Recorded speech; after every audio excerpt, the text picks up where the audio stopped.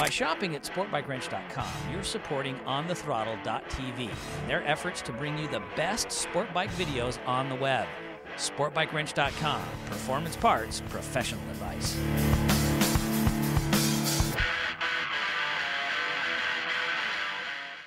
Okay, my name is Guim Roda.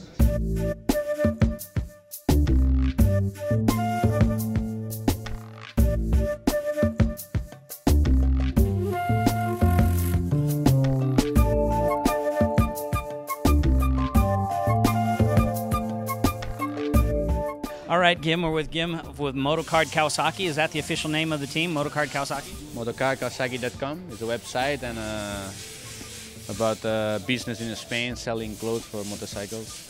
Yeah. So you were saying that you worked for another team, and then Kawasaki came and asked you to be the official Kawasaki team. Yeah, we was a private team with Honda, and we made good results during 2 years. And when Kawasaki made this new model, they proposed us to work with them. And okay, we make an agreement and we work with them to develop the bike, and here we are. And doing really well. Juan's doing really well. You guys are leading the championship still? Yeah, no, we are now third position because in Kyalami we make a bad race.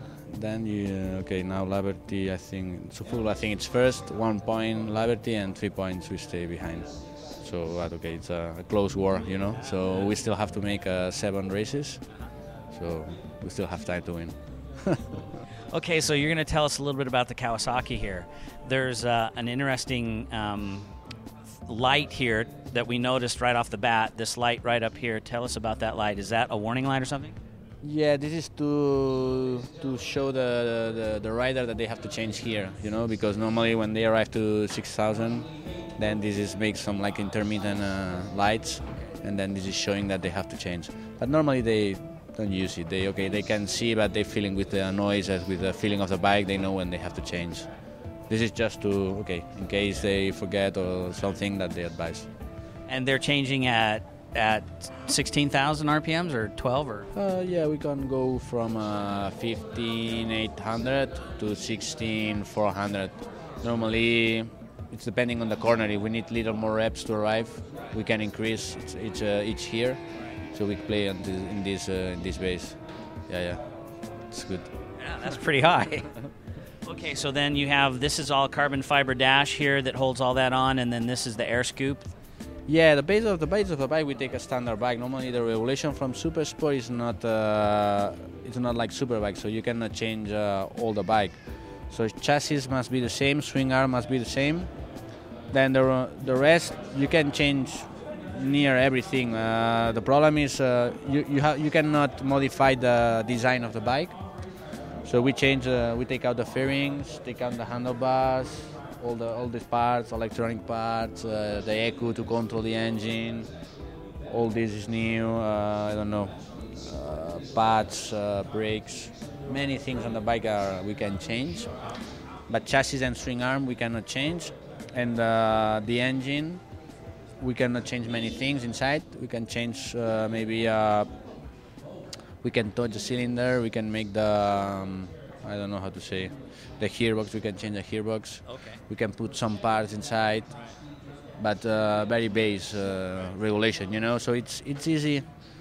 It's easy that with a standard engine make this kind of changing. Yamaha, Honda, Suzuki, Kawasaki at the end more or less arrive on the same level, you know. If you work so much on the engine, more or less there's no big difference, you know. So this is good for the competition. Yeah. So it does come down more to the rider and a little bit how to tune the setup? Yeah, once you get good power, because okay, of course you have to work on the engine and you have to have good people that work on the engine. But when you arrive on a good base, the most important is the rider in this bike. Rider is who make the big difference, you know. And then the second step is the suspensions. You know, how to work with the suspensions in order to put the bike in order, because you cannot modify chassis, you know. And this is the 2 points, suspension and rider. It's the most important point. So you can't change the forks, but you can change the inside of the forks? Completely. Externally, it's same, but nothing inside. It's very expensive. You believe me? Now, I noticed on the tank here you have these sliders. That's a carbon fiber slider on the tank? Yeah, this is because in case of crash, this kind of tank, it's very easy to damage and go inside. So normally, if little crash, this is to protect, you know. So this is maybe, for example, the company who make this, he begin to sell for the standard bikes, you know, because normally you stay on the step and crash, this protects on the fuel tank. So this is something we put here for this reason. So let's talk about the data collection. So you can use full data acquisition like superbikes. Yeah, we can modify. For example, we can work on a control traction. Okay, when you are open the gas and the rear wheel is sliding, you can control how many power you receive on the wheel, and we can put engine brake at the same time. But the power of this engine, it's near 140 horsepower. So it's not 200 horsepower, you know. So it helps you a little, but it's not so important like in superbike, you know.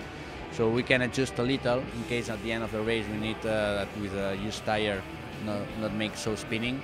Maybe we use, but normally we don't work too much like superbike. Can you tell us what all these colored buttons do, or is that still a secret? If I remember. This is because you can change the map.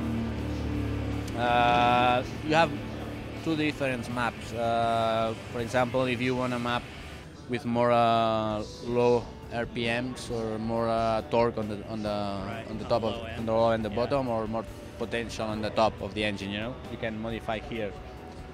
Then this is when you go inside the pit lane, not to speed limiter to 60 kilometers. This is to connect and disconnect the control traction. Okay, if you don't want control traction, you put here and you take out. And this is to put more control traction or less control traction. So you can, if you need, for example, we begin with a bike with a base of 0. Okay. 0 means there's little control traction. So you can go from 0 to 10, or from 0 to -10. So -10 is less control traction, and 10 is too much control traction. So he can play with this. Right. Yeah. Does it tell him on the dash, or does he have to keep track of the clicks in his head? No. They just click and they memory, and then it's the step. They don't need to be pushed. Just to go for maybe step 4, click 4 times and finish, and they are in step 4. Okay. Yeah. Like electronic game, you know. Yeah, it's okay. Something that can help you, know. That at the end, when you find a good setup, you don't touch too much these things. Okay, second to last one, you got the steering damper here from GPR. Yeah, this is a good product. At the end, we're still using this from 4 years ago. We know the manufacturer here in United States, and they propose us to super with this product. Many people use the standard one that put here, and you have to fix on the chassis and suspension, but difficult to change. If you crash, normally always broke, you know. And it's you never know where to put, because it's a big you need big space to put inside, you know. And with this, it's very easy to put and very good function. So since 4 years ago we are using, and it's very easy. And at the end we are happy with this good product. And at the end it's an American product, so it's because we have these and Stormbrick are American suppliers. All the rest suppliers are or Japanese or from Europe, Italian, French, Spanish. Yeah, because you have the Italian LeoVince exhaust system from Italy. Yeah. We work close with LeoVince, and we develop products for this bike. And okay, at the end, from the beginning, from now, we increase with a good development. Right. And we have now they have a good product to sell to standard bikes, you know. Yeah. So they work on us to understand how to make the best exhaust. And then we work with them to developing parts. Many of these things you can buy and put on your bike, so it's easy. Maybe some parts of the engine, difficult, but for the rest is very easy to make same bike, not too much difficult. You can buy and pay and finish. It's good. Well, thank you very, very much. We appreciate this. It's been a mystery to us in America what you can do with the World Supersport bike, and so we appreciate all the information. Okay, thanks to you.